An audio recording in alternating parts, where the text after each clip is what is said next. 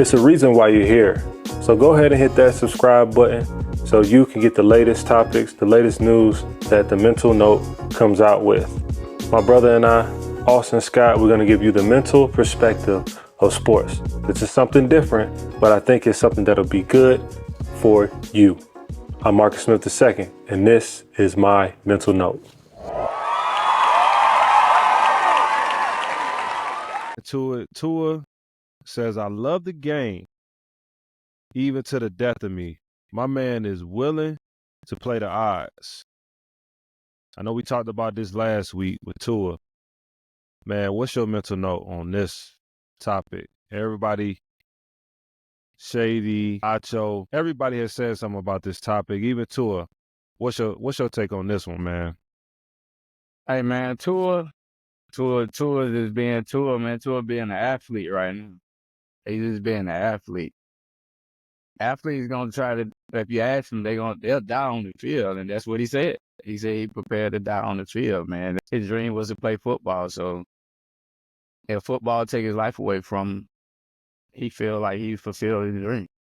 But on the other side of things, man, the organization is. I'm sure they're waiting on him to get back. He went outside. I got some outside people to talk to him and to help him make the decision. So, Tyreek Hill, I'm sure he can't wait till you get back. Waddle, backfield, the whole team. He'll bring a lot of spark of energy back into the team. Tua he made his decision on it, so we'll see him back soon, man. That's what it sounds like. So Miami Dolphins, they'll be back soon, maybe not. Man, look, I agree and I disagree at the same time. I agree with his teammates, everybody wanting them to be back because obviously they're 2-4. They're trying to get back on the right track. Tyreek Hill, Waddle, them boys ain't really getting the ball like that. The offense isn't explosive, right? So putting Tua back in the mix is something that they really, really need. But then I'm also looking at the person. I'm looking at Tua, but I'm looking past Tua.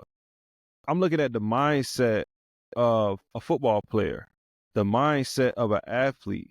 We have to change that type of mindset.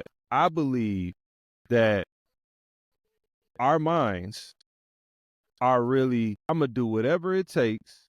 And if I die on the field, like you said, then that's what it is. But we're forgetting about our families. We're forgetting about our kids. Shouldn't that be the only thing that matters? Shouldn't that be the most pivotal thing that matters? Now we're putting a sport that has changed our lives, quite frankly, but at the same time, we're putting this sport above everything, and we're going to put our life on the line for a sport that ultimately is going to be over, and it doesn't love you back. Organizations, it's a revolving door. People come and people go. So you're going to do everything it takes to try to help an organization that don't really love you. They don't really love us. So that's my only bone to pick. It's like I'm going to go all out on a limb for an organization that really doesn't care about me as much. They only care about winning. And as long as I say, hey, I'm coming back, they all for it. Yeah. Now I will say this. If anything happens, it is all on Tua because Tua is making this decision for himself. You can hear it in his tone. You can hear it in his voice when he's talking to the reporters. Like he has made his mind up, period. But sometimes, like my boy Shady said, you got to save the player from himself.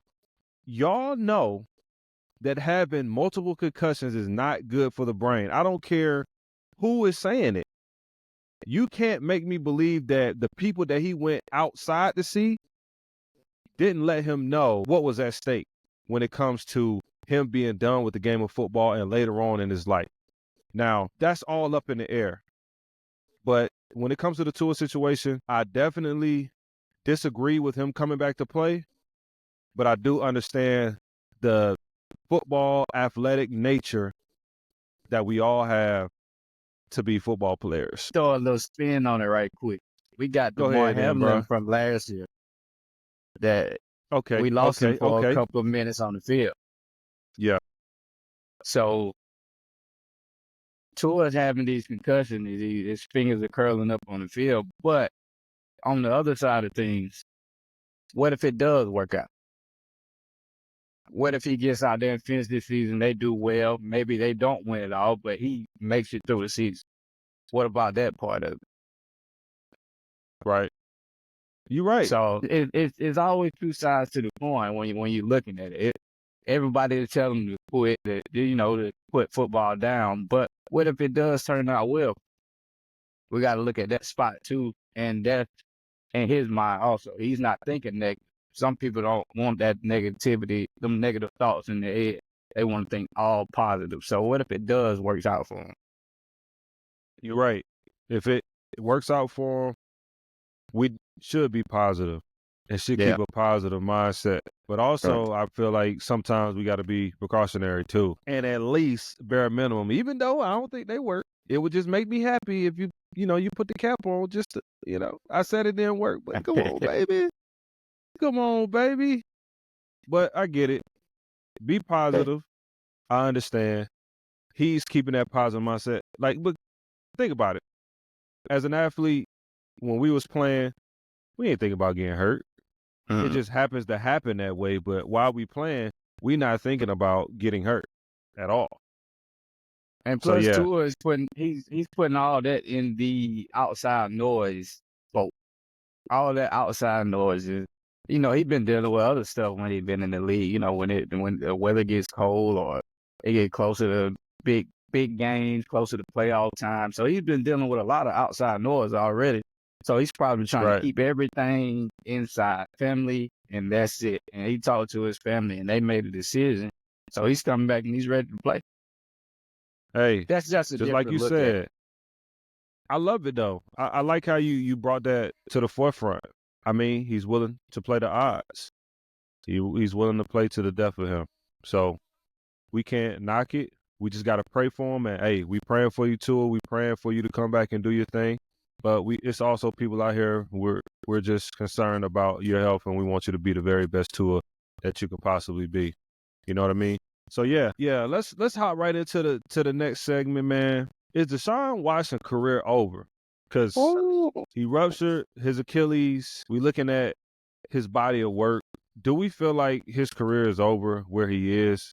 I mean, I see it in his face. I seen the look when he was getting carted off, and I'm like, man, they booed him too. That's Which nasty. is That's very, very, that is classless, as Shay Shay would say. But I'm going to give my take on this first when it comes to Deshaun Watson. First off, this is a person that's given everything he can to the organization, right? Now, we do understand that he had allegations. He had all these things that was going on around him, right, that would derail him from being the best quarterback that he could possibly be. Because think about having that weight on your shoulders, getting away from it, right, then signing a deal that, quite frankly, I think he was worth it at the time, right? At the time, Even with yeah. all the stuff going on, like football-wise, that contract was worth it. People want to say, why they give him this much money and he wasn't playing good? No, he was playing like how he was supposed to be playing.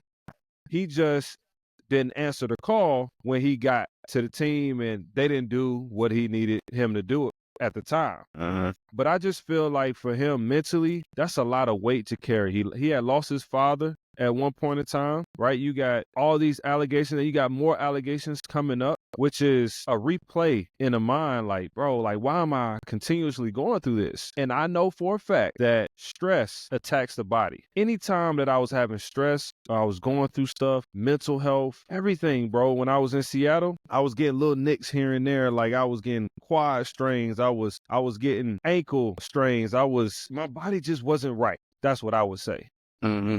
So for him to be making a normal quarterback drop play, he about to take off, looked like the Red Sea was parting, and you could see it, Achilles rupture. And it's like, if the worst thing could happen, That's it. that was the worst thing that could happen for him. And I feel for him because the fans did not have to boo. Because when somebody gets hurt, when they get up or when they're carted off, when they do their thumbs up, what do people do? They clap. But no, they booed this man. Oh, And that's downright the lowest. That's like the lowest you can possibly get. Then already what he felt, he was already low. But that's like, if there was a scum of the earth, it was below the scum of the earth. So first off, Cleveland fans, y'all got to do better. You just got to do better, man. Like, that was classless, and you got to think of him as a human and stop dehumanizing us. Number 2, Deshaun. You can come back healthy, bro. This is not the stop or the end of the road for you. It's not the stop or the end of the road for you. But the mental battle that you're going to have to go through to get back healthy is going to be a huge one. But you can do it. And number 3, what are we doing, man? What are we doing? Dog, 130 M's? guaranteed. Guarantee, baby. You know, that's what they decided to do. I mean, what you think about it, hey Scott? 230 guaranteed, man. You know them fans, bro. 230 guaranteed. You're into the cap space. They got to figure out what they're going to do with the organization. Backup came in. He got hurt. James Wilson is he's leading the team at this point now. But, man, it's going to be a rough offseason for him. Rehab is already rough. Some more accusers possibly. You got talks of them getting rid of them. And you also got them thinking about maybe drafting another quarterback. Why are you rehabbing to get back off of Achilles, which already is a mental hurdle in itself, just getting back off of an injury. Even the little small, like you were saying, like the small ankle injuries, that play a factor, and you just come back and get hurt. So his Achilles, he may have a setback, may try to get back too early because he don't want any of this, the draft, the quarterbacks that's coming out, them to draft another quarterback. He want to get another chance at redeeming himself. But, it's kind of out of his control at this point, and he can do nothing about it. He has a bad will. He can do nothing about it but attack his rehab at the best of his ability. And, with the situation, the best ability is availability. And the Brown fans, they didn't like what they were seeing, even though that line wasn't looking as good. He was almost running for his life every time he dropped back. He was trying to make plays, and they wanted to be a running quarterback. He wanted to be a pocket guy, but he was running for his life the whole time. So he looked mobile, but he couldn't really sit back. And he was making a couple throws, but when you constantly under pressure, some of those throws won't be accurate as they usually are. You got so much going on in your head. Reads quicken up. You got to make your reads faster. So some of the balls may be off. But, hey, man, I just hope he attacks his rehab as best as he can and get back healthy and redeem himself in the league somehow, some way. Yeah, I didn't agree with Stephen A. either when I heard him on First Take this morning. He brought the perspective of what the fans were thinking and why they were thinking it, right? Which I get, understand, but to me, it's not about that in that moment, especially when you're talking about them booing him, right? In the moment, it's about being a human, and it's about getting this human through probably one of the toughest parts of his career. And honestly, when you were talking, I was thinking about Jameis Winston. You said Jameis Winston. I'm like, you know what? Jameis Winston right now is probably the best guy to lead that team right now with all the stuff that's going on with him. Because think about just him having to overextend, overanalyze, and do more than what is expected of him because of the money that's at stake when it comes to Deshaun Watson, right? That's a lot on your shoulder. That's a lot of baggage to be carrying, to be bringing from the Texans into a Browns organization where we know, like, the Browns have been traditionally in the last 10 years, 15 years, however you want to call it, have not been as good at quarterback. Consistently bad, bro. At quarterback. And they just run through him, and they felt like they had a guy. So I understand why they went after him. They said, we're going to be the first guys to go at it and say $230 million guaranteed. Well, you can't be really that upset because this is what you decided to go out and do, right? You made that decision as an organization. Probably why it makes it harder for other teams to give guys guaranteed contracts right here. Right. This is exactly why, because they don't really have a way out, and which is like kind of crazy. You know what I mean? But Deshaun Watson, just like Tua, praying for you, and I hope everything goes the way that you want it to go, and it's not over for you yet, man. Forget them fans, man. Fans are passionate. I get it. I understand. But we play a barbaric sport, and they forget about the human side of us. So mentally, you need to think about the human side and know that he was doing everything he can to uplift the organization and not tear it down. So yeah, let's get into this next topic. Should players have a podcast during the season? You got Marlon Humphreys. You had Marlon Humphreys. You had Michael Parsons, and then you had Slay. Right. So I'm reading the comments. I'm going through the comments. I'm like, wow, this would be a great topic because the fans is, you shouldn't have a podcast during the season. You're not focused on football. Like, you need to. So should players have a podcast during the season, or should they just be focused on just football? What's your take? What's your mental note, bro? I mean, it's, two sides of the coin to everything, man. When everything is going good, you want to hear from your player. You want to hear from your main guy, what's going on with the team and how they're operating and an inside looks at the game. But when everything is going bad, no, you got to focus strictly on football. We don't want nothing but football from you, and how did you get better today? And what are you doing to beat this team on Sunday, Thursday, or Monday? That's all. They don't want to see your face. They want to know y'all had a great practice this week. That's what they want to know. And what we improving Sunday when the game time is here. But man, living your dream might open up different avenues for you, man. So sometimes you gotta take that as it comes. Sometimes you can't. Everybody's not guaranteed to end well, and somebody will want to give you a podcast or you produce your podcast, depending on how your career ended. I mean, sometimes you have to do it for yourself. But while you're in the peak of your stuff, people give you money for this and for that. So why not? I feel like why not at that point? You know what I'm saying? You're taking advantage of your abilities, and your dream allows you to do certain things that you want you to be able to do. So it's a catch-22 on all of it, man. And you know how it is when you losing. And the coaches, everybody, they just trying to find any and everything to be like, yeah, we doing this. This is why we losing right here. Pull you up in the meeting room. Yeah, but now you got the fans. The players are doing something outside of the game of football, and they feel like they're not supposed to be doing it. Like, they should be eating, sleep, breathing football, which they are. But you don't realize, like, these guys are in the facility every day. When you see them on Sundays, that's not the only day that they're focusing on football, right? I was in the league at one point in time early on in my career, and they couldn't believe that camp was every day. And I'm like, see, people who don't really know football like that, don't really understand, they make those kind of comments. They say, oh, well, you shouldn't be doing that. You should be focused on the game. No, he was focused on the game. They just got the short end of the stick. And then after they got the short end of the stick, he decided to go on his podcast to make some more money to talk about why they got the short end of the stick, right? Instead of someone else talking about it or giving, First Take, giving ESPN. No, you getting the inside scoop of what's happening in the locker room. I think, honestly, as a fan, you should love that. All right. Right? That's always a catch-22.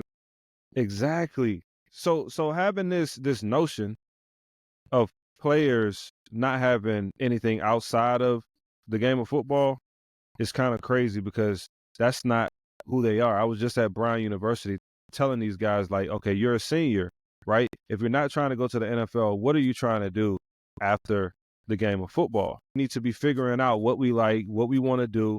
How can we mentally stay prepared for the world? And I think by these guys getting on these platforms, getting these podcasting is a way to create revenue, income flow that could probably last past them playing, right? Because if people watching it now, they're going to continue to watch them on their podcast. And I also think that, especially Marlon Humphreys, his podcast is doing really well, and people like watching it. So what I'm going to say is keep doing your thing, because Monday you're working out, you're getting ready for the next team. Tuesday you have off. So in that time where you're having a downtime, that hour to 2 hours when you're not thinking about football, get your mind off football and talk about it in a way that people would like it. So for me, I say, yeah, keep doing it, man. Keep doing it. These boys could be getting in trouble at nightlife somewhere, but Yeah. they taking an hour and a half out their day to do a podcast and give you an inside look. So it's different ways to look at it because it's like if they could be getting in trouble and then they could be suspended for 4 games. You really gonna hate them then. You really gonna hate them if they get suspended and they can't help the team anymore. But, if it's good, it's good. But when it's bad, it's awful. Bro, if they get suspended before a game, they could be like, what are you doing? I could have been on the You go- pod, but you want me to be outside, so what? Exactly. I'm outside getting myself in trouble. Yeah. But yeah, again, I would say keep doing your thing, man. Michael Parsons, Slay, Marlon Humphreys, like they winning now. So I ain't heard them say nothing about Marlon. Yeah, Now. Marlon them looking good. Marlon had 2 interceptions too. He got hurt too. Like what we Micah got to kind of twist it a little bit. They gotta Yeah. improve a little bit, but they gotta improve Humphrey a did his lot. thing. Yeah, Humphrey did his thing. They're off a bye week, so we'll see what they did. If not, they're gonna let them have it on this pod. For sure. Man, Hey, but before we go Dogs, man. Go Dogs. Before we go, we here, baby. Go Dogs. I just want to let it know. Let it be known. who Yeah. number 1 now? Oregon? Yeah, Oregon won week 2. But Man. go Dogs before we get up out of here. Okay. All right. As y'all can see, A. Scott talking about go Dogs. A. Scott in the building. This is the Mental Note. We bringing you the mental health aspect of sports. This is what we do here, man. And we out.